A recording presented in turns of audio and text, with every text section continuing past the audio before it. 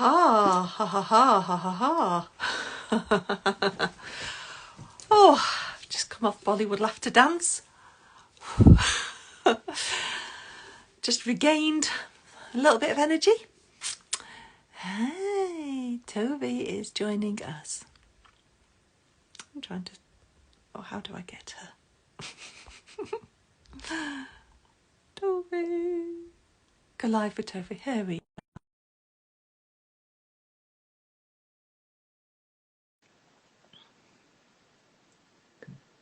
I think she's joining. Hey! Hello, wondrous person. You are amazing. You do a bit of Bollywood. Ho, ho, ha, ha, ho, ho, ha, ha, ho, ho, ha. Yeah. Yay! I love doing that at corporates when people are in their suits and they're going, ha, ha, ha, ha. And then, hey! Dear, I wanted to do at the start of a management meeting. The best way to do it.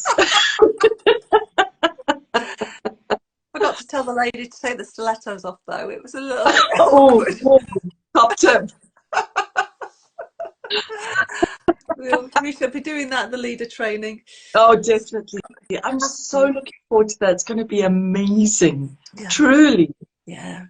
Yeah. 10 people. Fabulous. Fabulous, fabulous. So today we're going to talk about working effectively. What a winner. It helps. It helps a lot to work effectively. So how's your day been? What have you been up to? Yes, I'm quite busy. I've got a webinar that I'm preparing for, which will effectively be about showcasing laughter yoga as for mental wellness, but also with a business angle, I would say, and then leaning into an online course that I'm bringing out. And I'm excited for that because it means that people can see that they can do this sort of thing even privately and start to see benefits. Like, you know, people often say, how can you laugh alone? But that's where we're often alone, Sarah. Yeah. You know, actually on your own a lot. And so if you're able to laugh alone, you feel better, but then it's also great because I think like you and I both have had that experience. We couldn't wait to share it with people. Like, try this, it's wonderful. Superpower. It's a superpower. I think that's why I created the 31-day Feel Good Laughter course, really, so that people can have a little taste of it every day, but then build up all those exercises. And it is quite popular, to be fair, especially at this time of year. People tend to want, oh yeah, I'll have a bit of laughter every day. Thank you, Sarah. So yeah, I've just been busy past few days actually, recording, and then I'm just doing the subtitles for a children's laughter session to sell. So I had this vision of doing it for children, for young children, and then when I put it on Twitter, people said, can you do key stage 3? And I'm like, there's a good point. Let's do it for all the key stages, not just key stage 1. So so I'll be doing it for different ages, which is obviously important because I've run, I don't know about you, Tove, but I've run like after school clubs and things like that, and all the ages have been mixed together. Trying to please every age with laughter exercises. You're going very, very diverse, but and that definitely takes leadership to do that, because they do have different communication skills and different understandings and different delights. And even between just a small little gap will have you'll start to see a big difference. So I'm so excited for that program you bring, Sarah. It's going to be amazing. It's going to be a great resource for teachers. And Yeah. that's a way of getting into schools, I think, is to give them something that they can watch. Maybe they want to deliver 1 or 2 exercises to the children, Yeah. or they put it on a big screen and they deliver it that way. So, yeah.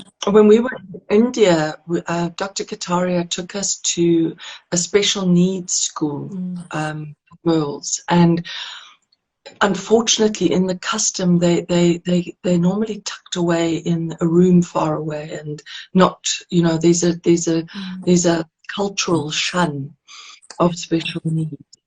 And along the way, we got to hear the story of these women that actually set up this home for these girls. And during the pandemic, the girls didn't want to go back to their own homes. They wanted to stay in the place where they were learning. And they loved laughter yoga. When we were there, they did the Bollywood laughter yoga dance with us. Oh. So they did it and we answered them. They did. It was just wonderful. So that's why, Sarah, I know for children, it doesn't matter where you are, whether you're on the spectrum, not on the spectrum, young or old, this is going to be very powerful. And you could only do it because you work effectively. You're amazing. Share, spill the beans. How do you do it? I motivate people. I'm like, wasn't there a Mr. Motivator that used to be around, like, who was like power and let's do a bit of weightlifting and stuff? We're the motivators of laughter yoga, right? So yeah, working effectively. So I know that laughing in the morning is so much better for my working day. And after 7 years of laughing in the morning, I've realised that the hydration of the fresh oxygen and new neural pathways and everything, it's so much easier to work if I've done some laughter. And also you can cope better with, you know, the challenges like technology going wrong or so what do you think your benefit is to laughing as with regard? I love the morning routine, that hearty laugh. And how I get to it is with the silent laugh at first, because that to me is the heartiest laugh of all. And actually that one, as you say, it sets you up. It's a keystone of resilience. So, you know, when you wake up, often it's a function of how you went to sleep, how many of the anxieties were operating or trying to be unpacked subconsciously in the sleep. And then, you know, so we'll come back to my tips, because I actually have quite a few notes here for it. But the morning routine is definitely about the silent laughter.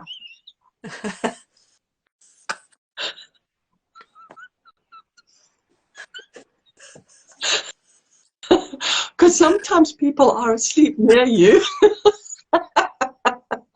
And the silent laughter definitely activates that diaphragmatic breathing, which is all about that. Now, what I also like to do is the hand on heart. This is something that I love from Mel Robbins about you're okay, you're safe, you're loved. She wrote that in the High Five book. And I love that sensation of just that sort of comforting and that reassurance of you're okay, you're safe, you're loved. Because actually it's tough out there in the world, but it's toughest here in my mind, you know. I'm my worst critic of all. So if I can laugh at myself, it's actually really quite conducive to a good day, because I can take myself a bit seriously. I think so we all can. Yeah.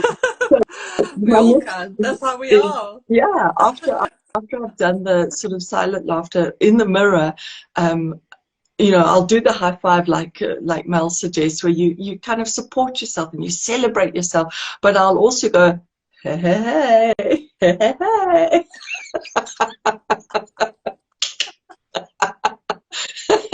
And there's something so cute about the hey, hey, which helps me just to then once again just notice the inner critic rising, because you see, the mind, we live in a mind that is sort of talking to us all the time. It's analyzing what's going on and commenting on it. And it's never going, you're so amazing, Sarah. Well done, you. You are fascinating. Well, it's normally like, well, I should have done that. I should have done that, you know. But you can actually turn down the volume of the negative critic and turn up the volume of the inner coach, like you say, who is like the Mr. Motivator, who's like, yay, Sarah, well done, you go there. I love doing laughter in the shower because you know, brilliant. It's just lovely. It's just lovely to do that because that's exactly what we do. You know, it's like, and this is what I do when I'm doing co-working, and you know, I want to make people feel motivated to smash their goals. That's what I do. I'm like, oh, let's wake up the nerve endings, get going, move. And then some tapping as well. That's also really good. Yeah. But you know, if you feel a top tip for you and anybody who's watching, if you feel like you're struggling with those mind monkeys and those thoughts, put positive things around you, like smileys, but also just testimonials. I've got a cupboard there, and I stuck one testimonial on, and then I thought, actually, I need more than that. So I've stuck about 5 testimonials on, and they're inside the cupboard, and anywhere that I can find to put them, just print them out. Brilliant. Print them out, and then you feel really good because you're looking at these words and going, yeah, I did that. Actually, that's that's the best thing. Yeah. So yeah, working effectively. I was going to say something else. Our discussions that I shared with you earlier. Well, so while you're chasing that thought, I had my mouse chasing the thought. Where are you? Come on! Go over there. Let's go. I often have to lasso the thought. Come back! Come back! Get in the brain. Get.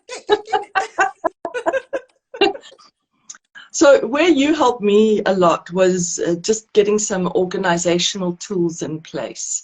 I really appreciated that you said, have you thought about this? Have you thought about that? And of course, in terms of organizational tools, you have to have something that matches the kind of personality, so that if somebody is more tactile, you know, seeing things they can look at and touch and do stuff with. If somebody's more cerebral, they're very happy with a spreadsheet and a program. But the one thing, if I can just say this, and I feel very strongly about it, is stop multitasking. That is the way to be your most effective, because multitasking is mindlessness, because you're splitting the attention across both places and you're actually not giving enough mindfulness to either task. So quit. The only concession I'll make to multitasking is if you're on a walk and you're listening to a podcast or something, then you can listen and walk and such. But I'm a fan of even mindful walking, where you feel the body, notice what you're seeing. There's the yellow, you know, there's this, here's the tree, there's the car, there's the what, feel the temperature. So if I can say multitasking, no. Organizational tools, yes. But creating a routine is good. Creating a routine. Something that you can recognize. And it doesn't have to be the same every day. Like I'll have shoot days. You know, if I'm shooting videos, it's like I'm not wearing makeup today. So on shoot days, it's like I have to argue with myself in order to get the face on and, you know, get the hair done. It's like, I'm like a real little toddler going, do I have to? So you're like, aha. So yes, I'm a fan of putting things, you know, like on certain days, you know, like for example, you know, you're really busy on a Wednesday. You've got a lot going on, you know, you allocate certain things. I have Monday's fun day. I do it in the morning. I've got a session in the morning. I do Dr. Taria's club. I've got my own club in Roscommon. I have my radio show in the afternoon. So Monday is busy day. Manic Mondays. Manic Monday. But I find that just putting the things together, like bracketing like tasks, helps. And my other top tip, and this is something my sister taught me, stop it with the long to-do list. Because I had a list that went.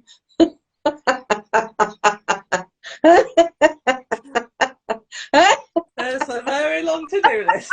Turning a page.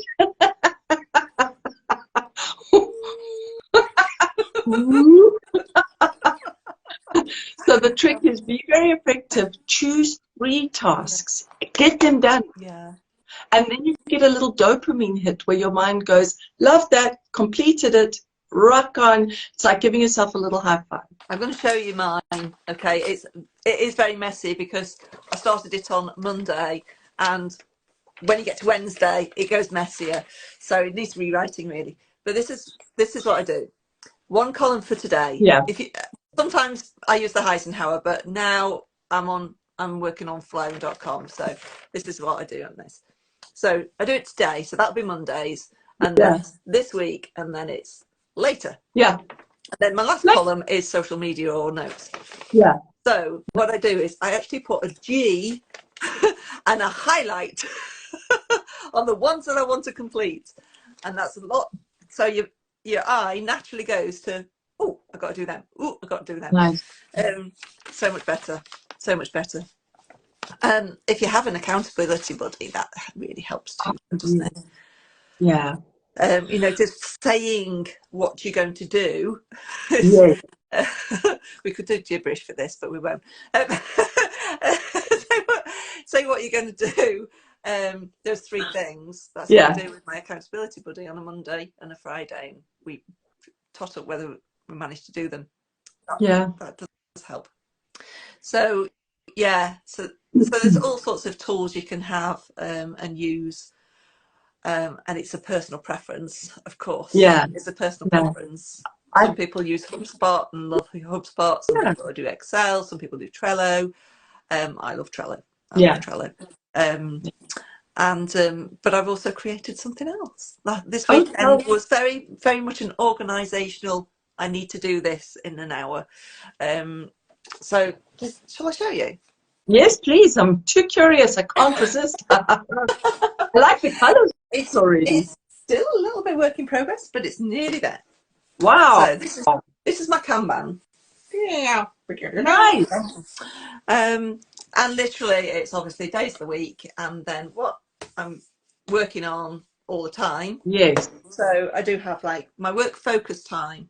I've written down on my stickies my work focus time. Nice. On this. And then on the bottom I've got my events. So important things that either I need to promote or I need to make sure that I attend. And I thought, why buy something when I've already got an empty board and some post-it notes? I really love that tactile nature of being able to put something on the board, take something off and adjust it and keep the flow happening. I love the structure. I'm mad for the color. I just love it. So that's really, I love that. When I come to see you, we'll take a selfie with the board together and share it on, because just to share, because I think it's great. I'm looking forward to seeing that. I think another one that I wanted to say is giving yourself enough breaks is how to be effective. I have actually created quite a situation in my pelvis and in my right leg from sitting too long. When I wrote my book, I just wrote and wrote and wrote and wrote and wrote, and I was sitting at the desk. And it's very important for the mind and for the body to just get up. And in fact, we offer this often, don't we, with laughter when we're doing it for corporates, is little laughter breaks. You know, people are used to smoke breaks or going off to the water cooler or whatever, but you'd be surprised what just 1 minute of laughter does to re-energize you and to get the blood flow. And that is how we concentrate. We need more blood going through the brain. And we know that we do need 25% more oxygen when we're concentrating and to get peak performance. How do you do it?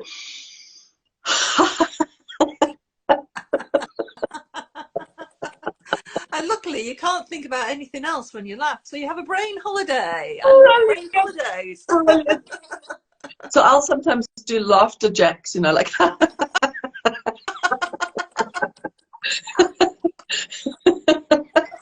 I need to stand up and do it. Yeah, exactly.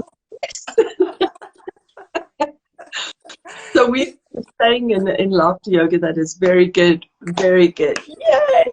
Which is, it's just wonderful, that body language. But another one where you feel that you energizing and combining lower and upper half of the body is if you go very good, and you know, like you kind of knee pump. So you raise your knee up and you go, yes, yes, like that. And that's that. Yeah. the abdomen, it gets the legs going, it moves the body. So that's another great way. And I think also, you know, working effectively is to do with the breath. Also want to be, and you can say, you know, every you could put little timers on your phone every 10 minutes, like just to do literally 3 deep breaths. We can do them right now. Put your hands into namaste. Inhale through the nose, raise your hands up. Fill the lungs, pause, and exhale through the mouth. How we do We bring that together. Everybody who's joining, who's watching this, do it with us, yeah? Yeah, do it with us. We're firing mirror neurons here between us, all of us. The reason we put the arms like this is to open up the lungs, to embody us. And also it enables us, it helps the mind to track. On the exhale, when we're exhaling, we track down with our hands. I see. It's like blowing out candles. Exactly like that. Her lips. And just moving the hands down like that just helps the mind to, because otherwise we'll just go exhale and then we'll carry on, because we actually don't have time. We don't even want to have, we want to be on to the next thing. Now I do this because that's like working your stomach muscles. Yeah, it's also pushing. You're actually working your abdominal muscles whilst you're doing it. I like that one too. Very nice. Very This cool. is a really handy thing. So yeah, so it's basically a big egg timer, right? But it's like the Pomodoro, whatever it's called, technique. And yeah, you just and then it does a ding, ding, ding, ding, ding. Or you can have it silent, or you can have it on 30 seconds, ding, ding, ding, ding, ding. Yes. But I find that extremely useful if you have time blindness, which I have time blindness a lot. It's extremely useful. Just buy it from Amazon or wherever you want to buy it from. Egg timers aren't quite the same. Yeah, because there's not, they kind of run out and you may or may not notice them. They might only be for 15 minutes or 20 minutes. This is for a whole hour and you can reset it really quickly. And the thing is, it's very, very visual. So you see that red and you think, you've got to work against that time. You've got to get that task done, and then you can reward yourself with a nice I'm a fan of little cute things, like you said, of little cute things. But even at your office, if you're in a, you know, even if you're in a cubicle, have something cute as well on your desk, because every time you look at it, it just cheers you up, and it just gives you that little emotional charge. Here's another one: the phone. If you want to be efficient, put the phone away. There's like a vortex. You go into the world of whatever's happening in the phone and you disappear from the real world, right? So one of the key elements of working effectively is literally have the surgical procedure to detach from your phone. You need to create friction. Yes. If you follow Sam Flynn on here, FLYNN. She talks about digital well-being a lot. She's part of our serious wellbeing team, and she talks about the friction. Yeah. And if you create friction, it could be as simple as a rubber band on your phone. 1 or 2 rubber bands. You could put them across your phone, and it actually does hurt if you're trying to push push on your phone. You know, it's just like a reminder, or putting something like a screensaver on that says, "I'm supposed to be working. Why am I looking at my phone?" Yeah. Something like that. Or remember to breathe, or something like that on your phone. So yeah, it's addiction. They are made to be addicted. Yeah. They're made to be addictive. Yeah.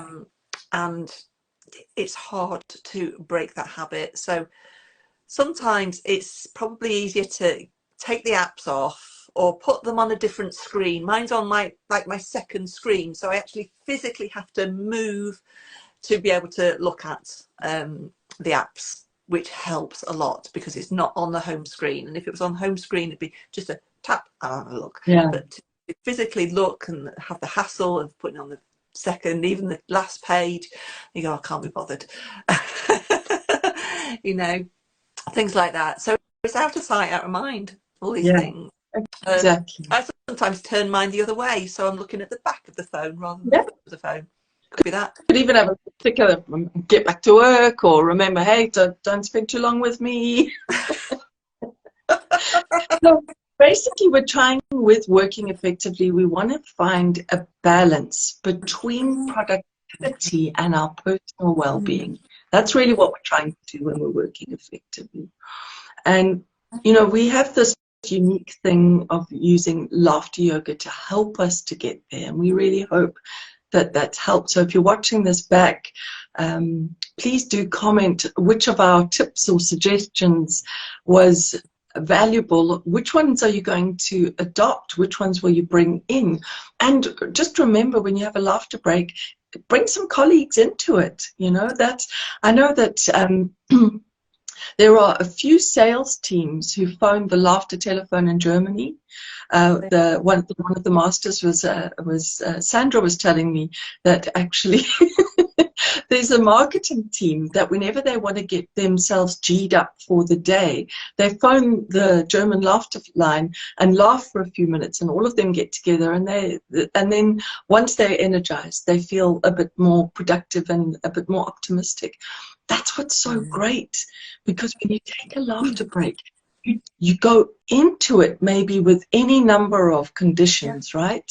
You might be bored, you might be overwhelmed, you might be stressed, you might be sad, you might be really angry about something, you might be feeling just a bit blocked. There's so many feelings that we have. But when you come out of a laughter break, you will feel energized, a bit more optimistic, and you know, a little, and able to focus again. So I hope you really enjoyed that. Concentration and motivation, energy, and I also better brain power. And I'm sure that your memory and your assertiveness over detail is so much better than if you didn't have that laughter and were continually staring at that screen, trying to think of what to do, new ideas, blah, blah, blah, blah, blah. That's a good point. That's, you know, if we look at any genius has always had some kind of sidebar, you know, that they did separate to thinking. For example, Einstein playing the violin, you know, it's a way to just pause or give a break to the cognition that is involved in thinking. We have to think about thinking sometimes. And the great thing about laughter is it's an unthinking thing. It's just a free, embodied experience. So next week we are talking about connection and communication. So, it's Valentine's Day, and it's like couples who laugh together stay together. That's like relationships in general anyway, whether it be with children to children, children to adults, work, everybody communicates in the same language with laughter. So that's for next week, right? Yeah. And then the next day I will see you, and the following day we will be teaching. So we'll be together. So we could do a very, very quick live as we are in the same room. Would be quite nice. Some kind of laughter exercises or something. Perhaps pop on. Watch out for that. It'll be an impromptu one.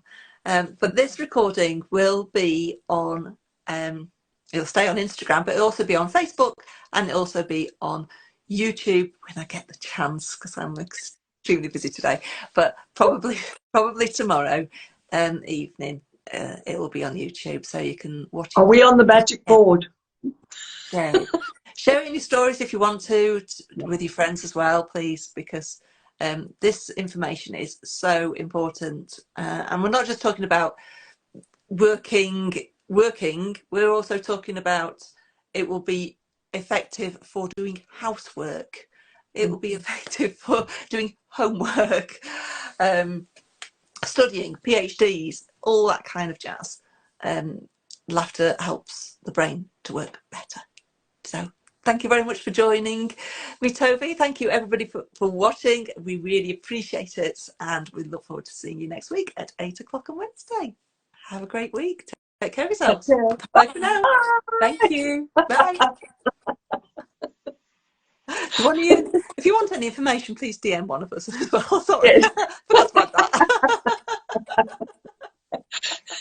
Thank you so much. We really appreciate it. And of course, as Sarah said, next Wednesday, wow, what a winner. Connecting, communication, it's going to be good. See you then. Really good. Until then, really good. keep laughing. See you. Thank you. Take care of yourselves. Bye. Bye.